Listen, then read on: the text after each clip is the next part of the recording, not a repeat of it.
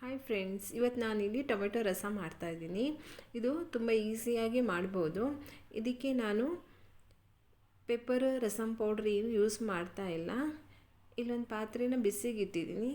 ಅದಕ್ಕೆ ಸ್ವಲ್ಪ ಎಣ್ಣೆ ಹಾಕ್ಕೊಂಡಿದ್ದೀನಿ.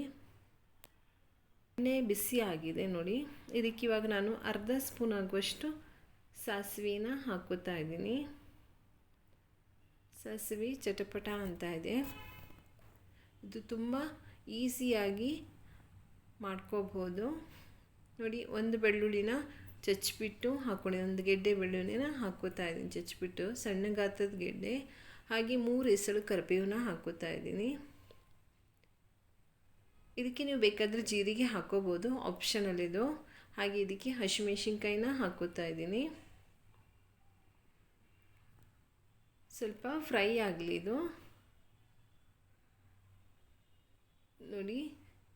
ಇವಾಗ ಇದಕ್ಕೇ ನಾನು ಈರುಳ್ಳಿನ ಹಾಕ್ಕೋತಾ ಇದ್ದೀನಿ. ಇಲ್ಲಿ ನಾನು 2 ಈರುಳ್ಳಿನ ಹೆಚ್ಚಿಟ್ಕೊಂಡಿದ್ದೀನಿ ಉದ್ದಕ್ಕೆ, ಅದನ್ನು ಹಾಕ್ಕೋತಾ ಇದ್ದೀನಿ.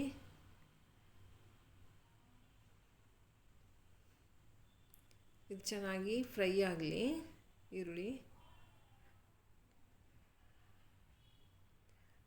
ತುಂಬ ಏನು ಬ್ರೌನ್ ಆಗೋದು ಬೇಡ, ಜಸ್ಟ್ ಕಲರ್ ಚೇಂಜ್ ಆದರೆ ಸಾಕು. ಇದಕ್ಕೆ ಸ್ವಲ್ಪ ಅರಿಶಿನ ಹಾಕ್ಕೊಂಡಿದ್ದೀನಿ.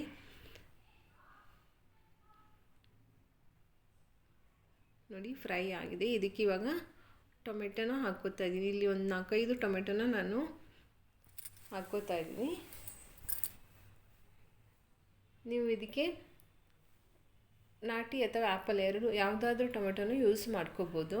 ಇಲ್ಲಿ ನೋಡಿ, ರುಚಿಗೆ ಬೇಕಾಗುವಷ್ಟು ಉಪ್ಪು ಹಾಕ್ಕೋತಾ ಇದ್ದೀನಿ. ಇವಾಗಲೇ ಉಪ್ಪು ಹಾಕ್ಕೊಂಡ್ರೆ ಟೊಮೆಟೊನು ಬೇಗ ಬೇಯುತ್ತೆ. ಇದು ಚಿಕನ್ ಫ್ರೈ ಮಾಡಿದಾಗ ಚೆನ್ನಾಗಿರುತ್ತೆ ಇದು ರಸಮ್. ನೋಡಿ, ಈ ಥರ ಚೆನ್ನಾಗಿ ಬೆಂದಿದೆ ಇದು. ನೋಡಿ, ಈ ಥರ ಬೇಯಬೇಕು. ಇದಕ್ಕೇ ನಾನು ಒಂದು 3 ಗ್ಲಾಸ್ ಆಗುವಷ್ಟು ನೀರನ್ನು ಹಾಕ್ಕೋತಾ ಇದ್ದೀನಿ. ಅಂದರೆ ಒಂದು 3/4 ಲೀಟ್ರ್ ಆಗುವಷ್ಟು ನೀರು ಹಾಕ್ಕೋತಾ ಇದ್ದೀನಿ. ತುಂಬ ಚೆನ್ನಾಗಿರುತ್ತೆ ಟೇಸ್ಟು. ತುಂಬ ಸರಳವಾಗಿ ಮಾಡ್ಬೋದು ಇದನ್ನು, ಕಷ್ಟ ಏನಿಲ್ಲ. ನಾವೆಲ್ಲಾದರೂ ಹೋಗುವಾಗ ಅರ್ಜೆಂಟಿಗೆ ಇದನ್ನು ಮಾಡ್ಬೋದು. ನೋಡಿ, ಸಾಕು. ಇದು ಜಸ್ಟ್ ಒಂದು ಕುದಿ ಬಂದರೆ ಸಾಕು. ನೋಡಿ, ಈ ಥರ ನೊರೆ ಬಂದಾಗ ಆಫ್ ಮಾಡ್ಕೊಂಡ್ಬಿಡಿ.